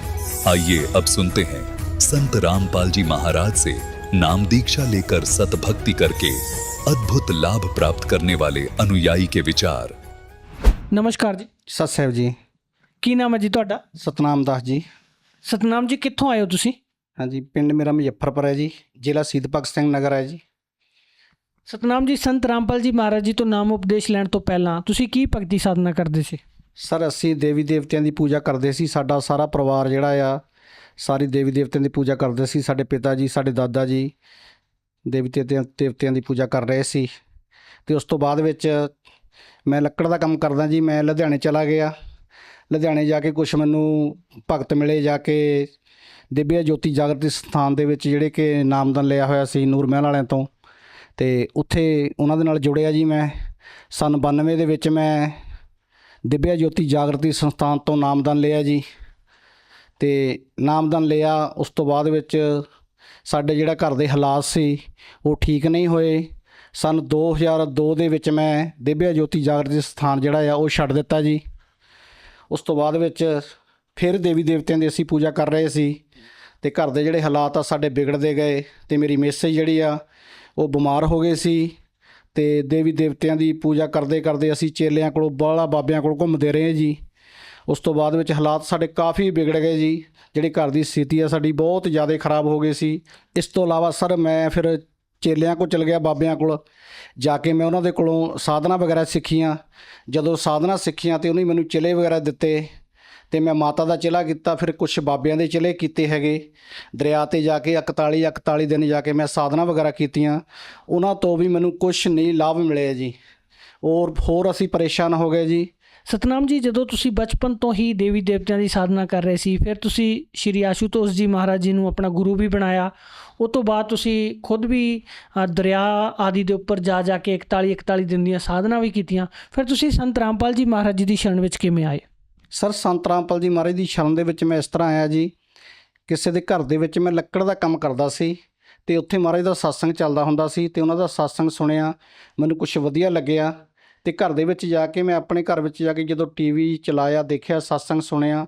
ਸਤਸੰਗ ਸੁਣਨ ਦੇ ਵਿੱਚ ਅਤੇ ਮੈਂ ਸੰਸਥਾ ਨੂੰ ਫ਼ੋਨ ਕੀਤਾ, ਅਤੇ ਉਹਨਾਂ ਦੇ ਕੋਲੋਂ ਨੰਬਰ ਲਿਆ। ਨੰਬਰ ਲੈ ਕੇ ਨਾਮਦਾਨ ਸੈਂਟਰ ਨੂੰ ਫ਼ੋਨ ਕਰਕੇ ਜੀ, ਅਤੇ ਮੈਂ ਉੱਥੋਂ ਨਾਮ ਲਿਆ ਜੀ ਉਹਨਾਂ ਤੋਂ। ਪਹਿਲਾਂ ਤੁਹਾਡੇ ਜੀਵਨ ਦੇ ਵਿੱਚ ਬਹੁਤ ਸਾਰੇ ਦੁੱਖ ਸੀ, ਪਰੇਸ਼ਾਨੀਆਂ ਆ ਰਹੀਆਂ ਸੀ, ਜੋ ਵੀ ਤੁਸੀਂ ਸਾਧਨਾ ਕਰ ਰਹੇ ਸੀ ਜਾਂ ਜਿਹੜੇ ਗੁਰੂ ਬਣਾਏ ਹੋਏ ਸੀ ਉਹਨਾਂ ਤੋਂ ਕੋਈ ਲਾਭ ਨਹੀਂ ਹੋ ਰਿਹਾ ਸੀ। ਫਿਰ ਜਦੋਂ ਤੁਸੀਂ ਸੰਤ ਰਾਮਪਾਲ ਜੀ ਮਹਾਰਾਜ ਜੀ ਤੋਂ ਨਾਮ ਉਪਦੇਸ਼ ਲਿਆ, ਫਿਰ ਤੁਹਾਨੂੰ ਕੀ ਲਾਭ ਪ੍ਰਾਪਤ ਹੋਏ? ਸਰ ਜਦੋਂ ਮੈਂ ਸੰਤ ਰਾਮਪਾਲ ਜੀ ਮਹਾਰਾਜ ਜੀ ਤੋਂ ਨਾਮਦਾਨ ਲਿਆ, ਮੇਰਾ ਤਾਂ ਜੀਵਨ ਹੀ ਬਦਲ ਗਿਆ। ਸਾਰਾ ਕੁਛ ਜਿਹੜਾ ਅਲੱਗ ਹੀ ਸੀ, ਅਤੇ ਨਾਮ ਦਾ ਮੈਨੂੰ ਪਤਾ ਲੱਗ ਗਿਆ ਕਿ ਨਾਮ ਕੀ ਹੈ, ਕਿਉਂਕਿ ਵੇਦਾਂ ਗ੍ਰੰਥਾਂ ਦੇ ਆਧਾਰ 'ਤੇ ਮੈਨੂੰ ਪਤਾ ਚੱਲ ਗਿਆ ਕਿ ਨਾਮ ਕੀ ਹੈ, ਨਾਮ ਕਿਹੋ ਜਿਹਾ ਹੋਣਾ ਚਾਹੀਦਾ ਆ। ਕਿ ਨੂਰ ਮਹਿਲ ਦੇ ਵਿੱਚ ਜਿਹੜਾ ਨਾਮ ਮਿਲਿਆ ਸੀ ਮੈਨੂੰ, ਉਹ ਨਾਮ ਬਿਲਕੁਲ ਹੀ ਪੂਰਾ ਨਹੀਂ ਸੀ। 4 ਪਦਾਰਥਾਂ ਦਾ ਨਾਮ ਦਿੰਦੇ ਸੀ, ਜਦ ਕਿ ਉਹਨਾਂ ਨੂੰ ਖੁਦ ਹੀ ਨਹੀਂ ਪਤਾ 4 ਪਦਾਰਥ ਕੀ ਹੁੰਦੇ ਨੇ। ਜਦੋਂ ਮੈਂ ਸੰਤ ਰਾਮਪਾਲ ਜੀ ਦੀ ਮਹਾਰਾਜ ਦੀ ਸ਼ਰਨ ਦੇ ਵਿੱਚ ਆਇਆ, ਉਹਨਾਂ ਦਾ ਸਤਸੰਗ ਸੁਣਿਆ। ਇੱਕ ਸਤਸੰਗ ਦੇ ਵਿੱਚ ਮਹਾਰਾਜ ਦੱਸਦੇ ਹੁੰਦੇ ਕਿ 4 ਪਦਾਰਥ ਜਿਹੜਾ ਨਾਮ ਹੈ, 4 ਪਦਾਰਥ ਦਾ ਕੀ ਹੁੰਦਾ। ਮਹਾਰਾਜ ਨੇ ਵਿਸਥਾਰ ਦੇ ਨਾਲ ਸਮਝਾਇਆ ਕਿ 4 ਪਦਾਰਥ ਕੀ ਹੁੰਦੇ ਨੇ। ਫਿਰ ਸਰ ਮੈਨੂੰ ਉਹਦੇ ਬਾਰੇ ਪਤਾ ਚੱਲਿਆ। ਇਸ ਤੋਂ ਇਲਾਵਾ ਜਿਹੜਾ ਪਰਿਵਾਰਿਕ ਕੋਈ ਲਾਭ ਤੁਹਾਨੂੰ ਹੋਏ ਹੋਣ? ਹਾਂਜੀ ਸਰ, ਪਰਿਵਾਰਕ ਲਾਭ ਮੈਨੂੰ ਹੋਏ ਆ ਜੀ। ਮੇਰੀ ਜਿਹੜੀ ਮਿਸੇਜ ਆ ਬਿਮਾਰ ਰਹਿੰਦੀ ਸੀ ਬਹੁਤ ਜ਼ਿਆਦਾ, ਕਿਸੇ ਭੂਤ ਪ੍ਰੇਤ ਦਾ ਛਾਇਆ ਸੀ ਉਹਦੇ ਉੱਤੇ। ਅਤੇ ਜਦੋਂ ਸ਼ਾਮ ਨੂੰ ਅਸੀਂ ਘਰ ਜਾਣਾ ਕੰਮ ਤੋਂ, ਉਹ ਸਰ ਰੋਟੀ ਟਾਈਮ ਦਾ ਖਾਣ ਦਾ ਟਾਈਮ ਹੁੰਦਾ ਸੀ, ਅਤੇ ਉਹ ਖੇਲਣ ਲੱਗ ਪੈਣਾ। ਉਹਨੇ ਕਦੇ ਬਿਮਾਰ ਹੋ ਜਾਣਾ, ਕਦੇ ਉਹਨੂੰ ਕੁਛ ਹੋ ਜਾਣਾ, ਕਦੇ ਉਹਨੇ ਰੋਣ ਲੱਗ ਪੈਣਾ, ਅਤੇ ਸਰ ਸਾਡੀ ਅੱਧੀ ਰਾਤ ਨਿਕਲ ਜਾਂਦੀ ਹੁੰਦੀ ਸੀ। ਅਤੇ ਜਦੋਂ ਮੈਂ ਨਾਮ ਲਿਆ ਅਤੇ ਘਰ ਵਾਲੀ ਮੇਰੀ ਬਿਲਕੁਲ ਠੀਕ ਹੋ ਗਈ ਜੀ। ਭਗਤ ਜੀ, ਦੂਸਰਾ ਲਾਭ ਸਾਡਾ ਇਹ ਹੋਇਆ ਹੈਗਾ ਕਿ ਮੇਰੀ ਸਿਸਟਰ ਨਵੇਂ ਸ਼ਹਿਰ ਦੇ ਵਿੱਚ ਵਿਆਹੀ ਹੋਈ ਸੀ। ਉਸਨੇ ਵੀ ਨੂਰ ਮਹਿਲ ਤੋਂ ਨਾਮ ਲਿਆ ਹੋਇਆ ਸੀ। ਜਦੋਂ ਅਸੀਂ ਨਾਮ ਲਿਆ ਹੋਇਆ ਸੀ ਮਹਾਰਾਜ ਜੀ ਤੋਂ, ਪਰਮਾਤਮਾ ਜੀ ਤੋਂ, ਤਾਂ ਉਹਨਾਂ ਨੇ ਸਾਡਾ ਘਰੀਂ ਆਏ, ਤੇ ਸਾਡੇ ਕੋਲ ਗਿਆਨ ਗੰਗਾ ਬੁੱਕ ਲਈ। ਗਿਆਨ ਗੰਗਾ ਬੁੱਕ ਲੈ ਕੇ ਸੰਤ ਰਾਮਪਾਲ ਜੀ ਮਹਾਰਾਜ ਤੋਂ ਉਹਨਾਂ ਨੇ ਵੀ ਨਾਮ ਲੈ ਲਿਆ। ਜਦੋਂ ਨਾਮ ਲੈ ਲਿਆ, ਕੁਝ ਸਮੇਂ ਦੇ ਬਾਅਦ ਉਹਨਾਂ ਨੂੰ ਕੁਛ ਐਸੀ ਪ੍ਰੋਬਲਮ ਆਈ ਕਿ ਉਹ ਬਿਮਾਰ ਹੋ ਗਏ। ਸਾਹ ਦੀ ਪ੍ਰੋਬਲਮ ਦੇ ਕਾਰਨ ਉਹਨਾਂ ਨੂੰ ਨਵਾਂਸ਼ਹਿਰ ਦਾਖਲ ਕੀਤਾ ਗਿਆ। ਉਸ ਤੋਂ ਬਾਅਦ ਵਿੱਚ ਨਵਾਂਸ਼ਹਿਰ ਤੋਂ ਉਹਨਾਂ ਨੂੰ ਜਵਾਬ ਮਿਲ ਗਿਆ। ਜਦੋਂ ਉਹਨਾਂ ਨੂੰ ਜਵਾਬ ਮਿਲਿਆ, ਚੰਡੀਗੜ੍ਹ ਉਹਨਾਂ ਨੂੰ ਹਸਪੀਟਲ ਦੇ ਵਿੱਚ PGI ਲੈ ਗਏ। PGI ਐਮਰਜੈਂਸੀ ਦੇ ਵਿੱਚ ਹਾਲਤ ਉਹਨਾਂ ਦੀ ਬਹੁਤ ਜ਼ਿਆਦਾ ਖਰਾਬ ਹੋ ਗਈ। ਤੇ ਅਸੀਂ ਫਿਰ ਨਾ, ਸਾਡੇ ਜੀਜਾ ਜੀ ਸੇ ਉਹਨੇ ਵੀ ਨਾਮ ਲਿਆ ਹੋਇਆ ਸੀ। ਅਸੀਂ ਵੀ ਸੰਤ ਰਾਮਪਾਲ ਜੀ ਮਹਾਰਾਜ ਜੀ ਨੂੰ ਪ੍ਰਾਰਥਨਾ ਲਾਈ। ਸਰ ਜਦੋਂ ਦੂਸਰੇ ਦਿਨ ਨਾ ਸੰਤ ਰਾਮਪਾਲ ਜੀ ਮਹਾਰਾਜ ਜੀ ਦਾ ਮੈਸੇਜ ਆਇਆ ਤੇ ਉਹਨਾਂ ਨੇ ਕਿਹਾ ਸੀ ਕਿ ਪਰਮਾਤਮਾ ਦਇਆ ਕਰਨਗੇ। ਸਰ ਦੂਸਰੇ ਦਿਨ ਹੀ ਭੈਣ ਸਾਡੀ, ਉਸਨੇ ਬੈੱਡ ਤੋਂ ਉੱਠ ਕੇ ਰੋਟੀ ਵੀ ਖਾਧੀ ਤੇ ਚਾਹ ਵੀ ਪੀਤੀ ਤੇ ਪਾਣੀ ਵੀ ਪੀਤਾ। ਇਸ ਤੋਂ ਵੱਡਾ ਚਮਤਕਾਰ ਸਰ ਕੋਈ ਹੋਰ ਨਹੀਂ ਹੋ ਸਕਦਾ। ਸਤਨਾਮ ਜੀ, ਜਦੋਂ ਅਸੀਂ ਸੰਤ ਰਾਮਪਾਲ ਜੀ ਮਹਾਰਾਜ ਜੀ ਦੇ ਭਗਤਾਂ ਦੇ ਨਾਲ ਗੱਲ ਕਰਦੇ ਹਾਂ ਤਾਂ ਬਹੁਤ ਸਾਰੇ ਚਮਤਕਾਰ ਉਹਨਾਂ ਦੀ ਜ਼ਿੰਦਗੀ ਦੇ ਵਿੱਚ ਹੁੰਦੇ ਆ। ਕੀ ਕਦੇ ਅਜਿਹਾ ਕੋਈ ਚਮਤਕਾਰ ਤੁਹਾਡੀ ਜ਼ਿੰਦਗੀ ਦੇ ਵਿੱਚ ਜਾਂ ਤੁਹਾਡੇ ਪਰਿਵਾਰ ਦੇ ਵਿੱਚ ਵੀ ਹੋਇਆ ਹੋਵੇ? ਹਾਂ ਸਰ, ਚਮਤਕਾਰ ਸਾਡੇ ਨਾਲ ਹੋਏ ਆ। ਤੇ ਮੇਰਾ ਜਿਹੜਾ ਕੰਮਕਾਰ ਆ ਬਿਲਕੁਲ ਵਧੀਆ ਨਹੀਂ ਚੱਲਦਾ ਸੀ। ਬਹੁਤ ਹੀ ਹਾਲਤ ਕੰਮਕਾਰ ਦੀ ਖਰਾਬ ਸੀ। ਜਿਸ ਦਿਨ ਤੋਂ ਸੰਤ ਰਾਮਪਾਲ ਜੀ ਦੀ ਮਹਾਰਾਜ ਦੀ ਸ਼ਰਨ ਵਿੱਚ ਆਏ ਆ, ਉਸ ਦਿਨ ਤੋਂ ਅਸੀਂ ਘਰ ਦੇ ਵਿੱਚ ਕਦੇ ਨਹੀਂ ਬੈਠੇ, ਕਿਉਂਕਿ ਮੇਰਾ ਦਿਨ ਰਾਤ ਹੀ ਕੰਮ ਚੱਲਦਾ ਹੈ। ਓਵਰ ਟਾਈਮ ਲਾਉਂਦੇ ਵੀ ਅਸੀਂ ਕਮਾਈ ਕਰ ਰਹੇ ਹਾਂ ਜੀ। ਸਰ ਇੱਕ ਸਭ ਤੋਂ ਵੱਡਾ ਮੇਰੀ ਜ਼ਿੰਦਗੀ ਦਾ ਜਿਹੜਾ ਚਮਤਕਾਰ ਆ, ਸਭ ਤੋਂ ਵੱਡਾ ਇੱਕ ਇਹ ਹੋਇਆ, ਜਿਹੜੀ ਮੇਰੀ ਵਾਈਫ ਆ ਉਹ ਸੰਤ ਰਾਮਪਾਲ ਜੀ ਨੂੰ ਮਹਾਰਾਜ ਨੂੰ ਬਿਲਕੁਲ ਨਹੀਂ ਮੰਨਦੀ ਸੀ। ਜਦੋਂ ਵੀ ਸਤਸੰਗ ਦੀ ਅਸੀਂ ਗੱਲ ਕਰਦੇ ਸੀ, ਉਹ ਕਹਿ ਰਹੇ ਸੀ ਕਿ ਤੇਰਾ ਤਾਂ ਇਹੋ ਕੰਮ ਹੈ, ਕਦੇ ਤੂੰ ਕਿਤੇ ਚਲੇ ਜਾਂਦਾ, ਕਦੇ ਤੂੰ ਕਿਤੇ ਚਲ ਜਾਂਦਾ ਆ। ਇੱਕ ਦਿਨ ਸਰ ਕੀ ਹੋਇਆ, ਤੇ ਉਹਨਾਂ ਨੂੰ ਸੰਤ ਰਾਮਪਾਲ ਜੀ ਨੇ ਮਹਾਰਾਜ ਦੇ ਵਿਹੜੇ ਦੇ ਵਿੱਚ ਸਾਡੇ ਦਰਸ਼ਨ ਦਿੱਤੇ। ਦਰਸ਼ਨ ਦੇਣ ਤੋਂ ਬਾਅਦ ਉਹਨਾਂ ਨੇ ਮੈਨੂੰ ਖੁਦ ਦੂਸਰੇ ਦਿਨ ਕਿਹਾ ਕਿ ਮੈਨੂੰ ਵੀ ਆਸ਼ਰਮ ਵਿੱਚ ਲੈ ਕੇ ਚੱਲੋ, ਮੈਨੂੰ ਵੀ ਨਾਮ ਦਵਾਓ। ਸਰ ਇਹ ਸਭ ਤੋਂ ਵੱਡਾ ਜ਼ਿੰਦਗੀ ਦਾ ਮੇਰਾ ਚਮਤਕਾਰ ਹੈ। ਹਾਂਜੀ ਸਰ, ਸਾਡੀ ਜ਼ਿੰਦਗੀ ਦੇ ਵਿੱਚ ਇੱਕ ਹੋਰ ਬਹੁਤ ਵੱਡਾ ਚਮਤਕਾਰ ਆਇਆ ਕਿ ਮੇਰੀ ਮੈਸੇਜ ਨੂੰ ਇੱਕ ਨਾ ਪ੍ਰੇਤ ਵਾਦਾ ਸੀ ਬਹੁਤ ਜ਼ਿਆਦਾ। ਕਿਉਂਕਿ ਜਿਸ ਤਰ੍ਹਾਂ ਨਾ ਪੰਜਾਬੀ ਦੇ ਵਿੱਚ ਕਹਿੰਦੇ ਆ ਵੀ ਮਤਲਬ ਹਵਾ ਆ ਗਈ ਜਾਂ ਖੇਲ ਰਹੇ ਆ, ਤੇ ਇਸ ਤਰ੍ਹਾਂ ਬਹੁਤ ਜ਼ਿਆਦਾ ਹੁੰਦੀ ਸੀ। ਕਿਉਂਕਿ ਸ਼ਾਮ ਦਾ ਟਾਈਮ ਹੋਣਾ, ਕੰਮ ਤੋਂ ਥੱਕਿਆ ਹਾਰੇ ਨੇ ਜਾਣਾ, ਤੇ ਉਹਨੇ ਖੇਲਣ ਲੱਪਣਾ ਜਾਂ ਉਹਨੇ ਉੱਚੀ ਉੱਚੀ ਰੋਣ ਲੱਪਣਾ ਜਾਂ ਰੋਲਾ ਪਾਉਣ ਲੱਪਣਾ, ਮੈਂ ਫਲਾਨਾ ਬਾਬਾ ਆ ਗਿਆ, ਮੈਂ ਫਲਾਨਾ ਬਾਬਾ ਆ ਗਿਆ, ਫਲਾਨੀ ਮਾਤਾ ਆ ਗਈ ਆ। ਸਰ ਅਸੀਂ ਇਸ ਗੱਲ ਤੋਂ ਬਹੁਤ ਪਰੇਸ਼ਾਨ ਸੀ। ਜਿਸ ਦਿਨ ਤੋਂ ਮੈਂ ਸੰਤ ਰਾਮਪਾਲ ਜੀ ਮਹਾਰਾਜ ਦਾ ਪਰਮਾਤਮਾ ਦਾ ਨਾਮ ਲਿਆ, ਉਸ ਦਿਨ ਤੋਂ ਮੇਰੀ ਵਾਈਫ ਬਿਲਕੁਲ ਠੀਕ ਹੋ ਗਈ ਆ। ਤੇ ਮੇਰੇ ਬੇਟੇ ਨੇ ਵੀ ਉਸ ਦਿਨ ਤੋਂ ਨਾਮ ਲੈ ਲਿਆ ਸੀ। ਤੇ ਅਸੀਂ ਅੱਜ ਘਰ ਦੇ ਵਿੱਚ ਸਾਰਾ ਪਰਿਵਾਰ ਸਾਡਾ ਸੁਖੀ ਹੈ ਜੀ। ਸਤਨਾਮ ਜੀ, ਬਹੁਤ ਸਾਰੇ ਸੰਤ ਰਾਮਪਾਲ ਜੀ ਮਹਾਰਾਜ ਜੀ ਦੇ ਭਗਤਾਂ ਦੇ ਨਾਲ ਸਾਡੀ ਗੱਲ ਹੁੰਦੀ ਤਾਂ ਉਹਨਾਂ ਨੂੰ ਅਧਿਆਤਮਿਕ, ਸਰੀਰਕ ਦੇ ਨਾਲ ਨਾਲ ਬਹੁਤ ਸਾਰੇ ਆਰਥਿਕ ਲਾਭ ਵੀ ਹੁੰਦੇ ਆ। ਕੀ ਤੁਹਾਨੂੰ ਵੀ ਕੋਈ ਆਰਥਿਕ ਲਾਭ ਹੋਇਆ ਸੰਤ ਰਾਮਪਾਲ ਜੀ ਮਹਾਰਾਜ ਤੋਂ ਨਾਮ ਉਪਦੇਸ਼ ਲੈਣ ਤੋਂ ਬਾਅਦ? ਸਰ ਆਰਥਿਕ ਲਾਭ ਸੰਤ ਰਾਮਪਾਲ ਜੀ ਤੋਂ ਨਾਮ ਲੈਣ ਤੋਂ ਪਹਿਲਾਂ ਸਾਡੇ ਜਿਹੜੇ ਹਾਲਾਤ ਤੇ ਬਹੁਤ ਮਾੜੇ ਸੀ। ਕੰਮਕਾਰ ਨਹੀਂ ਮਿਲਦਾ ਸੀ, ਕਦੇ ਮਿਲ ਜਾਣਾ, ਕਦੇ ਨਹੀਂ ਮਿਲਣਾ। ਲੋਨ ਸਿਰ ਦੇ ਉੱਤੇ ਚੜ੍ਹੇ ਹੋਏ ਸੀ ਤੇ ਲੋਨ ਲਾਣੇ ਬਹੁਤ ਮੁਸ਼ਕਿਲ ਹੋ ਗਏ ਸੀ। ਲੋਨ ਤਾਂ ਕੀ ਹੈ, ਰੋਟੀ ਖਾਣੀ ਬਹੁਤ ਮੁਸ਼ਕਿਲ ਹੋਈ ਸੀ। ਇਸ ਟਾਈਮ ਲੋਕਾਂ ਦੇ ਕੋਲ ਸਕੂਟਰ ਨਹੀਂ ਹੈਗੇ, ਸਾਡੇ ਕੋਲ ਕਾਰਾਂ ਆ। ਅੱਜ ਅਸੀਂ ਤਿੰਨੇ ਚਾਰੇ ਭਰਾ ਜਿਨ੍ਹਾਂ ਨੇ ਨਾਮ ਲਿਆ, ਸਾਡੇ ਕੋਲ ਇਕੱਲੇ ਕੋਲ ਗੱਡੀਆਂ ਆ, ਕਾਰਾਂ ਆ, ਅਸੀਂ ਲੈ ਕੇ ਘੁੰਮ ਰਹੇ ਹਾਂ। ਇਹ ਸਭ ਤੋਂ ਵੱਡਾ ਲਾਭ ਹੈ ਸਰ। ਸਤਨਾਮ ਜੀ, ਜਦੋਂ ਸੰਤ ਰਾਮਪਾਲ ਜੀ ਮਹਾਰਾਜ ਜੀ ਦਾ ਜ਼ਿਕਰ ਆਉਂਦਾ ਤਾਂ ਬਹੁਤ ਵੱਡਾ ਇੱਕ ਪਰਿਵਰਤਨ ਸਮਾਜ ਦੇ ਵਿੱਚ ਨਸ਼ੇ ਨੂੰ ਲੈ ਕੇ ਸੰਤ ਰਾਮਪਾਲ ਜੀ ਮਹਾਰਾਜ ਲਿਆ ਰਹੇ। ਜਿੰਨੇ ਵੀ ਲੋਕ ਉਹਨਾਂ ਦੇ ਨਾਲ ਜੁੜਦੇ ਨੇ, ਨਸ਼ੇ ਤੋਂ ਕੋਹਾਂ ਦੂਰ ਹੋ ਜਾਂਦੇ ਨੇ। ਕੀ ਨਸ਼ੇ ਨੂੰ ਲੈ ਕੇ ਤੁਹਾਡਾ ਵੀ ਕੋਈ ਅਜਿਹਾ ਤਜਰਬਾ ਰਿਹਾ? ਸਰ ਜਦੋਂ ਨਾਮ ਨਹੀਂ ਲਿਆ ਸੀ, ਉਸ ਵੇਲੇ ਅਸੀਂ ਨਸ਼ੇ ਬਹੁਤ ਕਰਦੇ ਸੀ। ਸ਼ਰਾਬ ਵੀ ਪੀਂਦੇ ਸੀ, ਬੀੜੀਆਂ ਵੀ ਪੀਤੀਆਂ, ਹਰ ਤਰ੍ਹਾਂ ਦਾ ਨਸ਼ਾ ਕੀਤਾ ਹੈਗਾ, ਮੀਟ ਵੀ ਖਾਂਦੇ ਸੀ। ਤੇ ਜਿਸ ਵੇਲੇ ਸੰਤ ਰਾਮਪਾਲ ਜੀ ਮਹਾਰਾਜ ਦੀ ਸ਼ਰਨ ਦੇ ਵਿੱਚ ਆ ਗਏ ਤੇ ਪ੍ਰਮਾਤਮਾ ਦੀ ਐਡੀ ਵੱਡੀ ਕਿਰਪਾ ਹੋ ਗਈ ਕਿ ਮੁੜ ਕੇ ਸਾਨੂੰ ਪਤਾ ਹੀ ਨਹੀਂ ਲੱਗਿਆ ਕਿ ਜ਼ਿੰਦਗੀ ਦੇ ਵਿੱਚ ਬੀੜੀਆਂ ਵੀ ਹੁੰਦੀਆਂ, ਸ਼ਰਾਬ ਵੀ ਹੁੰਦੀ ਆ, ਤੇ ਮੁੜ ਕੇ ਅਸੀਂ ਮੂੰਹ ਨਹੀਂ ਲਾਇਆ। ਸਤਨਾਮ ਜੀ, ਜਿੱਦਾਂ ਤੁਸੀਂ ਨਸ਼ੇ ਦੀ ਗੱਲ ਕੀਤੀ, ਤੁਹਾਡੀ ਜ਼ਿੰਦਗੀ ਦੇ ਵਿੱਚ ਬਹੁਤ ਸਾਰੀਆਂ ਜਿਹੜੀਆਂ ਨਸ਼ੇ ਨਾਲ ਜੁੜੀਆਂ ਹੋਈਆਂ ਅਲਾਮਤਾਂ ਲੱਗੀਆਂ ਹੋਈਆਂ ਸੀ, ਪਰ ਤੁਸੀਂ ਇੰਨੇ ਸੰਤਾਂ ਦੇ ਨਾਲ, ਸੰਤ ਰਾਮਪਾਲ ਜੀ ਮਹਾਰਾਜ ਜੀ ਤੋਂ ਨਾਮ ਉਪਦੇਸ਼ ਲੈਣ ਤੋਂ ਪਹਿਲਾਂ ਵੀ ਜੁੜੇ ਰਹੇ, ਤਰ੍ਹਾਂ ਤਰ੍ਹਾਂ ਦੇ ਬਾਬਿਆਂ ਦੇ ਕੋਲ ਵੀ ਜਾਂਦੇ ਰਹੇ, ਗੁਰੂ ਵੀ ਤੁਸੀਂ ਬਣਾਏ ਹੋਏ ਸੀ। ਕੀ ਕਿਸੇ ਵੀ ਸੰਤ ਨੇ ਜਾਂ ਕਿਸੇ ਬਾਬੇ ਨੇ ਤੁਹਾਨੂੰ ਨਸ਼ੇ ਤੋਂ ਨਹੀਂ ਹਟਾਇਆ ਪਹਿਲਾਂ? ਸਰ ਬਾਬਿਆਂ ਨੇ ਸਾਨੂੰ ਨਸ਼ੇ ਤੋਂ ਕੀ ਹਟਾਉਣਾ, ਬਾਬੇ ਤਾਂ ਖੁਦ ਨਸ਼ੇ ਕਰ ਰਹੇ ਸੀ। ਉਹ ਤਾਂ ਬੀੜੀਆਂ ਵੀ ਪੀਂਦੇ ਸੀ, ਭੰਗ ਦੀਆਂ ਚਿਲਮਾਂ ਭਰ ਕੇ ਪੀ ਰਹੇ ਸੀ। ਉਹ ਨਸ਼ੇ ਤੋਂ ਕਿਸੇ ਨੂੰ ਨਹੀਂ ਰੋਕਦੇ ਸੀ, ਉਹ ਤਾਂ ਖੁਦ ਪੀਂਦੇ ਸੀ ਨਸ਼ਾ। ਸਤਨਾਮ ਜੀ, ਜਦੋਂ ਅਸੀਂ ਦਿਵ ਜੋਤੀ ਜਾਗਰਤੀ ਸੰਸਥਾਨ ਦੀ ਗੱਲ ਕਰੀਏ, ਤੁਸੀਂ ਸਟਾਰਟਿੰਗ ਦੇ ਵਿੱਚ ਕਿਹਾ ਸੀ ਕਿ ਤੁਸੀਂ ਉੱਥੇ ਲੰਮਾ ਸਮਾਂ ਜੁੜੇ ਰਹੇ ਹੋ, ਉਹਨਾਂ ਦੇ ਸਤਸੰਗ ਵੀ ਕਰਦੇ ਰਹੇ। ਉਹਨਾਂ ਦੀ ਇਹ ਪੁਸਤਕ ਜਿੱਦਾਂ ਦਿਵ ਗਿਆਨ ਪੁਸਤਕ ਹੈ ਜਾਂ ਇਸ ਤਰ੍ਹਾਂ ਦੇ ਉਹਨਾਂ ਦੇ ਜਿਹੜਾ ਪ੍ਰਚਾਰ ਹੈ, ਉਹਦੇ ਵਿੱਚ ਇੱਕ ਬਾਣੀ ਬਹੁਤ ਵਾਰ ਅਸੀਂ ਸੁਣੀ ਹੈ ਕਿ ਸਤਿਗੁਰ ਪੁਰਖ ਦਿਖਾਲਿਆ ਮਸਤਕ ਧਰ ਕੇ ਹੱਥ ਜੀਓ। ਇਸ ਬਾਣੀ ਦਾ ਕੀ ਅਰਥ ਸੀਗਾ ਔਰ ਕਿਸ ਸੰਦਰਭ ਦੇ ਵਿੱਚ ਇਹ ਬਾਣੀ ਹੈ, ਔਰ ਕੀ ਇਹ ਬਾਣੀ ਪ੍ਰੈਕਟੀਕਲ ਦੇ ਵਿੱਚ ਵੀ ਸੀ? ਸਰ ਇਸ ਬਾਣੀ ਦਾ ਅਰਥ ਇਹ ਹੈ ਕਿ ਸਤਿਗੁਰ ਪੁਰਖ ਦਿਖਾ ਲਿਆ ਮਸਤਕ ਧਰ ਕੇ ਹੱਥ ਜੀਓ। ਸਰ ਜਿਹੜਾ ਆ ਨਾਮ ਦਿੰਦਾ ਆ ਸਤਿਗੁਰੂ ਖੁਦ ਮਸਤਕ ਦੇ ਉੱਤੇ ਸਿਰ ਦੇ ਉੱਤੇ ਹੱਥ ਰੱਖ ਕੇ ਨਾਮ ਦਿੰਦਾ ਆ, ਪਰ ਇਸ ਤਰ੍ਹਾਂ ਨਹੀਂ ਆ ਸਰ। ਉੱਥੇ ਜਿਹੜਾ ਵੀ ਨਾਮ ਦਿੱਤਾ ਜਾਂਦਾ ਆ, ਜਾਂ ਤਾਂ ਭੈਣਾਂ ਨਾਮ ਦਿੰਦੀਆਂ ਜਾਂ ਤਾਂ ਉੱਥੇ ਭਰਾ ਨਾਮ ਦਿੰਦੇ ਹੈਗੇ, ਸਵਾਮੀ ਜਿਹੜੇ ਬੈਠੇ ਹੈਗੇ ਆ, ਗੁਰੂ ਨਾਮ ਨਹੀਂ ਦਿੰਦਾ ਹੈਗਾ। ਮਤਲਬ ਤੁਹਾਡਾ ਕਹਿਣ ਦਾ ਇਹ ਹੈ ਵੀ ਜਿਹਨੂੰ ਉਹ ਸਤਿਗੁਰ ਕਹਿ ਰਹੇ ਸ਼੍ਰੀ ਆਸ਼ੂਤੋਸ਼ ਜੀ ਨੂੰ, ਉਹ ਕਿਸੇ ਨੂੰ ਨਾਮ ਹੀ ਨਹੀਂ ਦੇ ਰਹੇ? ਨਹੀਂ, ਸਤਿਗੁਰੂ ਆਸ਼ੂਤੋਸ਼ ਜੀ ਨੇ ਸਾਨੂੰ ਨਾਮ ਨਹੀਂ ਦਿੱਤਾ। ਮੈਨੂੰ ਤਾਂ ਭਗਤਾਂ ਨੇ ਉੱਥੇ ਜਿੰਨੇ ਵੀ ਹੈਗੇ ਆ ਸਵਾਮੀ ਬਣੇ ਹੋਏ ਉਹਨਾਂ ਨੇ ਹੀ ਨਾਮ ਦਿੱਤਾ ਸੀ। ਸਰ ਮੇਰਾ ਨੂਰ ਮਹਿਲ ਜਿਹੜਾ ਸੰਸਥਾਨ ਆ ਦਿਵਿਆ ਜੋਤੀ ਜਾਗਰਤੀ ਸੰਸਥਾਨ ਛੱਡਣ ਦਾ ਕਾਰਨ ਸਭ ਤੋਂ ਵੱਡਾ ਇਹ ਹੈ ਕਿ ਸਾਨੂੰ ਉੱਥੋਂ ਕੋਈ ਵੀ ਲਾਭ ਨਹੀਂ ਹੋਇਆ, ਜਦ ਕਿ ਅਸੀਂ ਦੁਖੀ ਰਹਿੰਦੇ ਰਹੇ ਹਾਂ।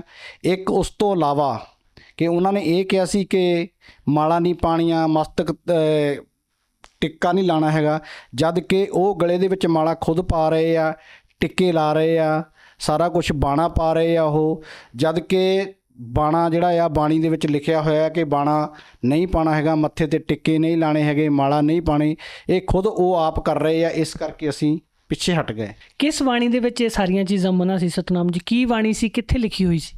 ਸਰ ਬਾਣੀ ਪਰਮਾਤਮਾ ਦੀ ਗੁਰੂ ਗ੍ਰੰਥ ਸਾਹਿਬ ਦੇ ਵਿੱਚ ਦਰਜ ਹੈ ਕਿ ਗਲੇ ਜਿਨ੍ਹਾਂ ਜਪ ਮਾਲੀਆਂ ਲੋਟੇ ਹੱਥ ਨਵਾਗੇ, ਹਰ ਕੇ ਸੰਤ ਨਾ ਆਖੀਏ ਬਨਾਰਸ ਕੇ ਠੱਗ। ਇਹ ਸਰ ਗੁਰੂ ਗ੍ਰੰਥ ਸਾਹਿਬ ਦੇ ਵਿੱਚ ਲਿਖਿਆ ਹੋਇਆ ਹੈ ਜੀ। ਸਰ ਜਿੰਨੇ ਵੀ ਉੱਥੇ ਸੰਨਿਆਸੀ ਆ ਸਾਰਿਆਂ ਨੇ ਮਾਲਾ ਪਾਈਆਂ ਹੋਈਆਂ, ਮੱਥੇ ਤੇ ਚੰਦਨ ਦੇ ਟਿੱਕੇ ਲਾਏ ਹੋਏ ਆ, ਤੇ ਜੋ ਵੀ ਬਾਣੀ ਵਿੱਚ ਲਿਖਿਆ ਉਸ ਤੋਂ ਉਲਟ ਹੋ ਰਿਹਾ ਆ। ਮਾਥੇ ਤਿਲਕ ਹੱਥ ਮਾਲਾ ਪਹਿਨਾ, ਲੋਗਨ ਰਾਮ ਖਲੋਨਾ ਜਾਣਾ, ਇਹ ਸਾਰਾ ਕੁਝ ਉੱਥੇ ਹੋ ਰਿਹਾ ਜੀ। ਸਤਨਾਮ ਜੀ, ਜਦੋਂ ਭਗਤੀ ਮਾਰਗ ਦੇ ਵਿੱਚ ਤਰ੍ਹਾਂ ਤਰ੍ਹਾਂ ਦੇ ਅਸੀਂ ਸੰਤਾਂ ਦੇ ਵਿਚਾਰ ਸੁਣਦੇ ਹਾਂ ਜਾਂ ਕਥਾਵਾਚਕਾਂ ਦੀ ਗੱਲ ਸੁਣਦੇ ਹਾਂ, ਇੱਕ ਚੀਜ਼ ਲਗਭਗ ਅਸੀਂ ਕਾਮਨ ਦੇਖੀ ਹੈ ਕਿ ਕਰਮ ਜਿਹੜਾ ਆਪਣਾ ਕੀਤਾ ਹੋਇਆ ਭੋਗਣਾ ਹੀ ਪੈਂਦਾ, ਜਾਂ ਜੋ ਸਾਡੀ ਕਿਸਮਤ ਦੇ ਵਿੱਚ ਲਿਖਿਆ ਹੋਇਆ ਉਹ ਸਾਨੂੰ ਭੋਗਣਾ ਹੀ ਪਊਗਾ। ਹੁਣ ਤੁਸੀਂ ਆਸ਼ੂਤੋਸ਼ ਮਹਾਰਾਜ ਜੀ ਦੇ ਨਾਲ ਵੀ ਜੁੜੇ ਰਹੇ ਹੋ, ਸੰਤ ਰਾਮਪਾਲ ਜੀ ਮਹਾਰਾਜ ਜੀ ਤੋਂ ਵੀ ਤੁਸੀਂ ਹੁਣ ਉਪਦੇਸ਼ ਲਿਆ, ਹੋਰ ਵੀ ਬਾਬਿਆਂ ਦੇ ਕੋਲ ਬਹੁਤ ਤੁਸੀਂ ਗਏ ਹੋ। ਆਸ਼ੂਤੋਸ਼ ਮਹਾਰਾਜ ਜੀ ਦਾ ਜਾਂ ਦਿਵਯ ਜੋਤੀ ਜਾਗਰਤੀ ਸੰਸਥਾਨ ਦਾ ਕਰਮ ਨੂੰ ਲੈ ਕੇ ਕੀ ਸਿਧਾਂਤ ਸੀ, ਤੇ ਸੰਤ ਰਾਮਪਾਲ ਜੀ ਮਹਾਰਾਜ ਜੀ ਦਾ ਕੀ ਕਹਿਣਾ ਹੈ? ਸਰ ਇੱਕ ਵਾਰ ਦੀ ਗੱਲ ਹੈ, ਮੈਂ ਤੁਹਾਡੇ ਨਾਲ ਸ਼ੇਅਰ ਕਰਨੀ ਚਾਹੁੰਦਾ ਹਾਂ।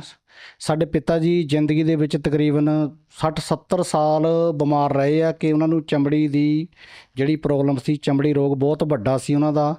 ਤਰ੍ਹਾਂ ਤਰ੍ਹਾਂ ਡਾਕਟਰਾਂ ਤੋਂ, ਸਾਧੂ ਸੰਤਾਂ ਤੋਂ ਦਵਾਈਆਂ ਵੀ ਲਈਆਂ, ਦੇਸੀ ਦਵਾਈਆਂ ਵੀ ਲਈਆਂ ਹੈਗੀਆਂ ਆ, ਤੇ ਸਾਧਾਂ ਤੋਂ ਵੀ ਮਤਲਬ ਜਾ ਕੇ ਪੁੱਛਿਆ, ਕੋਈ ਆਰਾਮ ਨਹੀਂ ਆਇਆ। ਇੱਕ ਦਿਨ ਕੀ ਹੋਇਆ ਕਿ ਮੈਂ ਆਪਣੇ ਪਿਤਾ ਜੀ ਨੂੰ ਸੰਤ ਆਸ਼ੂਤੋਸ਼ ਜੀ ਮਹਾਰਾਜ ਦੀ ਸ਼ਰਨ ਦੇ ਵਿੱਚ ਲੈ ਕੇ ਗਿਆ ਕਿ ਜਾ ਕੇ ਤੜਕੇ 4 ਵਜੇ ਜਦੋਂ ਆਸ਼ੂਤੋਸ਼ ਮਹਾਰਾਜ ਜੀ ਦੇ ਕੋਲ ਜਾ ਕੇ ਉਹਨਾਂ ਨੂੰ ਪ੍ਰਣਾਮ ਕੀਤਾ ਤੇ ਜਾ ਕੇ ਗੱਲ ਸਾਰੀ ਦੱਸੀ ਕਿ ਸਾਡੇ ਪਿਤਾ ਜੀ ਆ ਮਤਲਬ 50-60 ਸਾਲ ਤੋਂ ਬਹੁਤ ਜ਼ਿਆਦਾ ਬਿਮਾਰ ਹੈਗੇ ਆ, ਤੇ ਉਹਨਾਂ ਨੇ ਸਾਨੂੰ ਇੱਕੋ ਹੀ ਗੱਲ ਕਹੀ ਕਿ ਇਹ ਜਿਹੜਾ ਕਰਮ ਹੈ ਇਹ ਭੋਗਣਾ ਹੀ ਪੈਂਦਾ ਆ।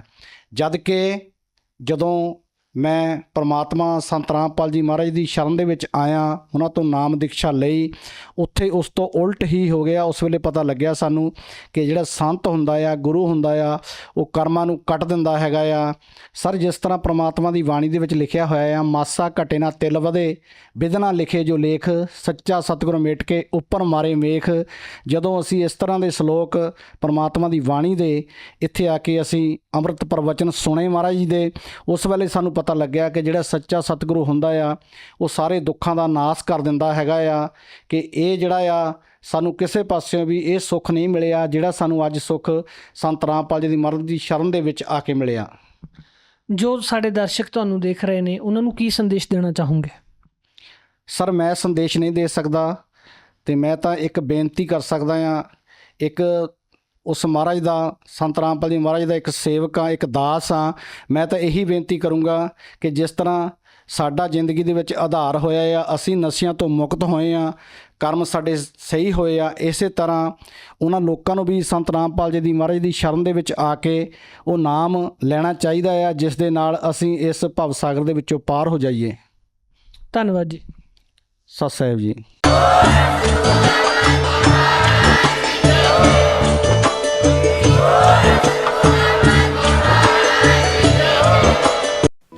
आप सुन रहे थे जगत गुरु तत्वदर्शी संत रामपाल जी महाराज के मंगल प्रवचन। अधिक जानकारी के लिए संपर्क करें।